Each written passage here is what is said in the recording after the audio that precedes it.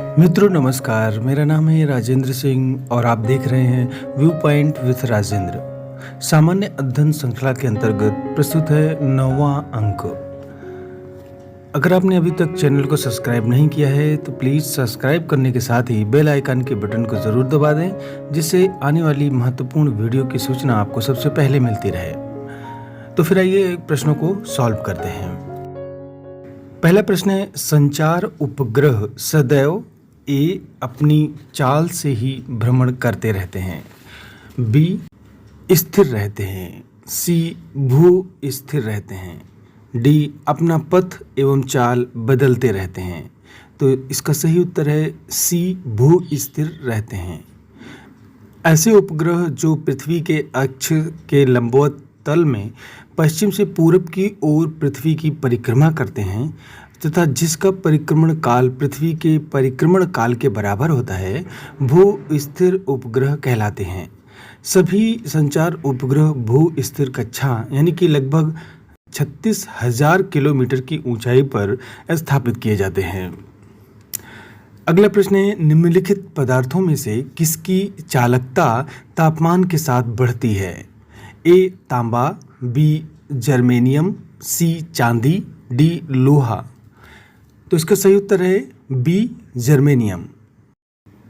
अगला प्रश्न है, पंचायती राज का मुख्य उद्देश्य है ए कृषि उत्पादन बढ़ाना, बी रोजगार सृजन को बढ़ावा देना, सी जनता को राजनीतिक रूप से जागरूक बनाना, डी जनता को विकासमूलक प्रशासन में भागीदारी के योग्य बनाना।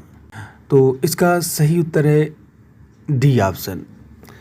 पंचायती राज का मुख्य उद्देश्य जनता को विकासमूलक प्रशासन में भागीदारी के योग्य बनाना। बलवंत राय मेहता समिति ने लोकतांत्रिक विकेंद्रीकरण की योजना की सिफारिश की, जो कि अंतिम रूप से पंचायती राज के रूप में जाना गया, और 73वें संविधान संशोधन अधिनियम 1992 के द्वारा इसे संवैधानिक दर्जा भी प्रदान किया गया। अगला प्रश्न है, निम्नलिखित देशों में से किसमें मुसलमानों की जनसंख्या सबसे अधिक है?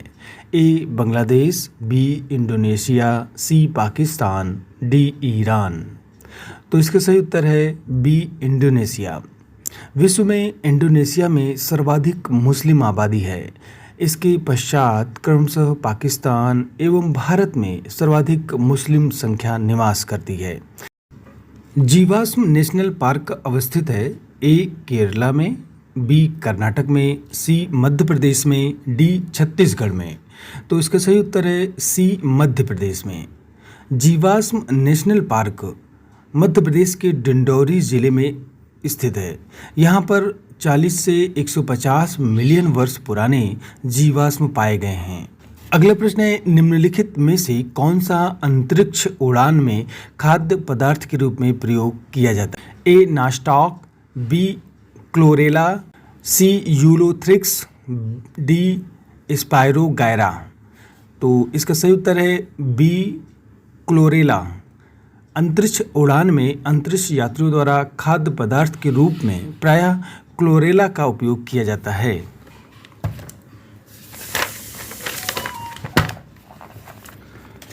अगला प्रश्न है, गांधी जी ने दांडी मार्च प्रारंभ किया था।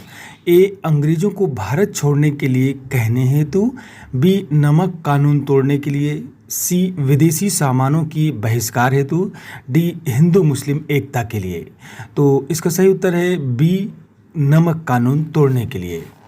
गांधी जी ने 12 मार्च 1930 को प्रसिद्ध दांडी मार्च शुरू किया और उन्होंने साबरमती आश्रम से 78 चुने हुए साथियों के साथ सत्याग्रह के लिए कूच किया, और 24 दिनों की लंबी यात्रा के बाद उन्होंने 6 अप्रैल 1930 को दांडी में सांकेतिक रूप से नमक कानून भंग किया। अगला प्रश्न है, प्रसिद्ध गीत सारे जहां से अच्छा हिंदुस्तान हमारा की रचना किसने की? ए साहिर लुधियानवी ने, बी सर सैयद अहमद खान ने, सी सर मोहम्मद इकबाल ने, डी बहादुर शाह जफर ने। तो इसका सही उत्तर है सी मोहम्मद इकबाल ने। मोहम्मद इकबाल का जन्म 9 नवंबर 1877 को ब्रिटिश भारत के पंजाब के सियालकोट में हुआ था, जो कि वर्तमान में पाकिस्तान में है। ये उर्दू के प्रख्यात शायर और पेशे से वकील थे और इन्होंने सारे जहां से अच्छा हिंदुस्तान हमारा गीत लिखा। अगला प्रश्न है, गौतम बुद्ध ने अपना प्रथम प्रवचन कहाँ दिया था? ए वैशाली में, बी बोधगया में, सी राजगृह में, डी सारनाथ में। तो इसका सही उत्तर है डी सारनाथ। ज्ञान प्राप्ति के पश्चात गौतम बुद्ध ने अपने मत का प्रचार प्रारंभ किया।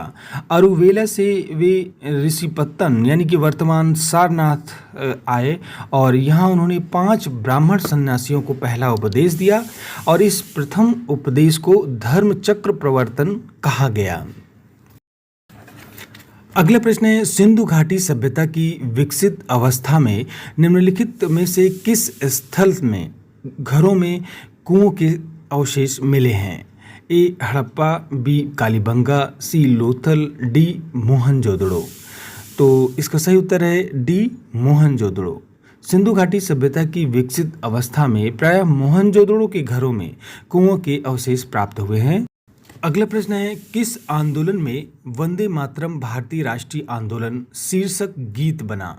ए स्वदेशी आंदोलन, बी चंपारण आंदोलन, सी असहयोग आंदोलन, डी सविनय अवज्ञा आंदोलन। इसका सही उत्तर है ए स्वदेशी आंदोलन। स्वदेशी आंदोलन 1905 में वंदे मातरम भारतीय राष्ट्रीय आंदोलन का शीर्षक गीत बन गया था। अगला प्रश्न है, खादी को स्वतंत्रता की वर्दी किसने कहा? ए महात्मा गांधी ने, बी जवाहरलाल नेहरू ने, सी सरदार पटेल ने, डी सुभाष चंद्र बोस ने। तो इसका सही उत्तर है ए महात्मा गांधी। राष्ट्रपिता महात्मा गांधी ने खादी को स्वतंत्रता की वर्दी कहा था। अगला प्रश्न है, निम्न में से किस आंदोलन से गांधी जी संबंधित नहीं थे? ए होम रूल आंदोलन, बी असहयोग आंदोलन, सी सविनय अवज्ञा आंदोलन, डी भारत छोड़ो आंदोलन। तो इसका सही उत्तर है ए होम रूल आंदोलन। होम रूल आंदोलन जो है वो Akhil Bharatiya home rule league एक राष्ट्रीय राजनीतिक संगठन था जिसकी स्थापना अप्रैल 1916 में तिलक ने किया और सितंबर में 1916 में ही एनी बेसेंट ने भी किया था। शेष अन्य सभी विकल्प गांधी जी के आंदोलन से जुड़े हुए हैं। अगला प्रश्न है, मोपला विद्रोह 1921 में हुआ था, कहाँ पे? ए तेलंगाना में, बी मालाबार में, सी मराठवाड़ा में, डी विदर्भ में। तो इसका सही उत्तर है बी मालाबार में। मोपला विद्रोह केरल के मालाबार क्षेत्र में मोपलाओं द्वारा किया गया था। यहाँ पर काश्तकार जो थे वो अधिकतर बटाईदार मुसलमान थे तथा जहाँ जमींदार अधिकतर हिंदू थे। आंदोलन जमींदारों के शोषण के खिलाफ था और इसका अन्य कारण अंग्रेजी सरकार की खिलाफत विरोधी नीतियां थीं। अगला प्रश्न है, संस्कृत में अष्टाध्यायी पुस्तक किसने लिखी? ए पतंजलि ने, बी भट्टोजी दीक्षित ने, सी पाणिनि ने, डी कात्यायनी ने। तो इसका सही उत्तर है सी पाणिनि। अष्टाध्यायी संस्कृत भाषा की व्याकरण की पुस्तक है जिसे पाणिनि ने लिखा था। अगला प्रश्न है, संविधान का कौन सा अनुच्छेद बच्चों के शोषण का निषेध करता है? ए अनुच्छेद 19, बी अनुच्छेद 17, सी अनुच्छेद 23, डी अनुच्छेद 24। तो इसका सही उत्तर है डी अनुच्छेद 24। भारतीय संविधान के भाग 3 के अनुच्छेद 24 के तहत 14 वर्ष से कम आयु वाले बच्चों को कारखानों, खानों तो या अन्य किसी जोखिम भरे काम पर नियुक्त नहीं किया जा सकता और इस प्रकार यह अनुच्छेद बच्चों को शोषण से बचाता है। अगला प्रश्न है, राष्ट्रपति द्वारा राज्यसभा के कितने सदस्य मनोनीत किए जा सकते हैं? ए 8, बी 10, सी 12, डी 14। तो इसका सही उत्तर है सी 12। यानी कि राष्ट्रपति द्वारा राज्यसभा में 12 ऐसे सदस्यों को मनोनीत किया जाता है जिन्हें कला, साहित्य, विज्ञान और समाज सेवा विषयों के संबंध में विशेष ज्ञान या व्यावहारिक अनुभव प्राप्त हो। अगला प्रश्न है, राष्ट्रपति लोकसभा में किस सीमा तक आंग्ल भारतीय समुदाय के सदस्यों को मनोनीत कर सकते हैं? प्रश्न है ए 3 से अनधिक, 2 से अनधिक, 5 से अनधिक और 4 से अनधिक। तो इसका सही उत्तर है बी 2 से अनधिक। अगला प्रश्न है, पंचायतों में अध्यक्ष पद के लिए आरक्षण का आधार है ए लिंग और धर्म, बी धर्म और जाति, सी जाति और आयु, डी लिंग और जाति। तो इसका सही उत्तर है डी लिंग और जाति।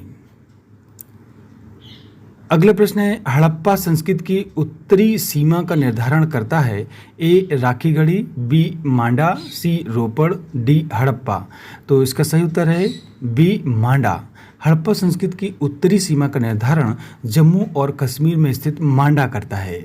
इसी तरह दक्षिणी सीमा में दैमाबाद और पूर्वी सीमा में आलमगीरपुर तथा पश्चिमी सीमा में सुत्कानगेंडोर द्वारा इसकी सीमा निर्धारित किया जाता है।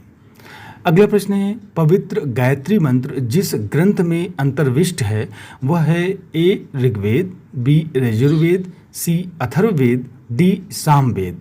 तो इसका सही उत्तर है ए ऋग्वेद।